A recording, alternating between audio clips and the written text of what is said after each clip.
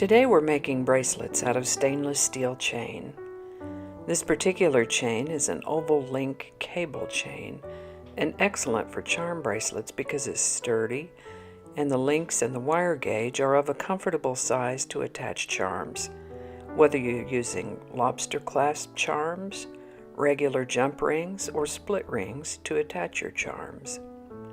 You will need for this project some unfinished chain of your choice, and again I used stainless steel oval cable chain, jump rings, lobster clasps, chain nose pliers.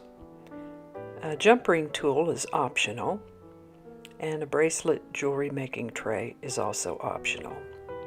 I will put this supply list in the description, along with links to where I got these items. I thought at first that I might need my steel cutting nippers because other stainless steel chain that I've used was a bit heavier gauge and it was really difficult to open those links. And in that case it was just easier to cut it. But this chain was actually easier to work with, so I didn't need the steel cutters after all. Steel cutters, by the way, are a special kind of wire cutter that you would use if you were cutting steel wire, like memory wire for example. Don't ever use your regular wire cutters to cut steel wire because that steel wire is just too hard.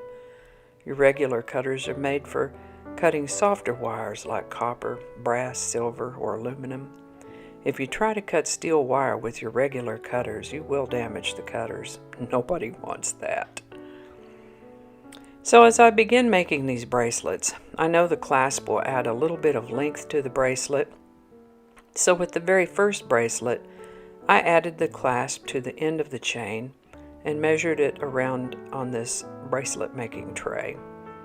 The bracelet making tray again is optional, and I've certainly made hundreds, maybe thousands of bracelets before I ever had one of these. So if you don't have a bracelet making tray, don't worry about it. It's easy enough to use a ruler to measure the length. But if you make a lot of bracelets, this tray is a handy thing to have. So I'm starting with the 7.5 inch bracelets, and I'll take one of the jump rings and open it, and the lobster clasp, add the chain and close the jump ring. Then I'll lay it in the circle for the 7.5 inch bracelet to check the length. Voila, we have a bracelet, and it's perfect as a 7.5 inch bracelet. We'll make 5 more of these for a total of 6 bracelets, and with the rest of them, since we already have one at perfect length, we can measure the chains against this one for the others. And when we get these done, then we'll move on to 6.5 inch bracelets. We'll do them the same way, using the 6.5 inch circle to measure them. Then I wanted to make some 8.5 inch bracelets. The biggest circle on this tray is for a 7 3/4 inch bracelet, which is not quite 8.5 inches, so I measured them on the ruler. Other than that, it's the same process.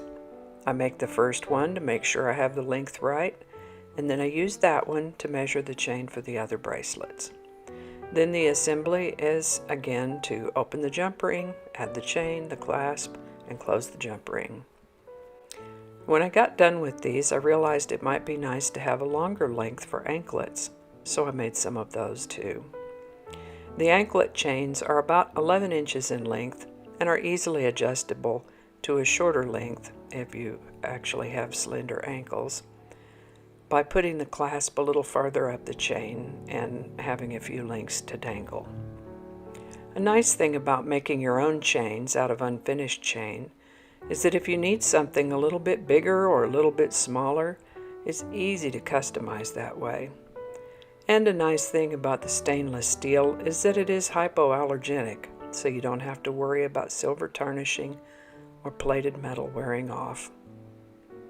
Well, I think that'll about wrap us up for today. Thank you so much for watching. Give it a like if you enjoyed this video. If you have any questions, let me know in the comments below.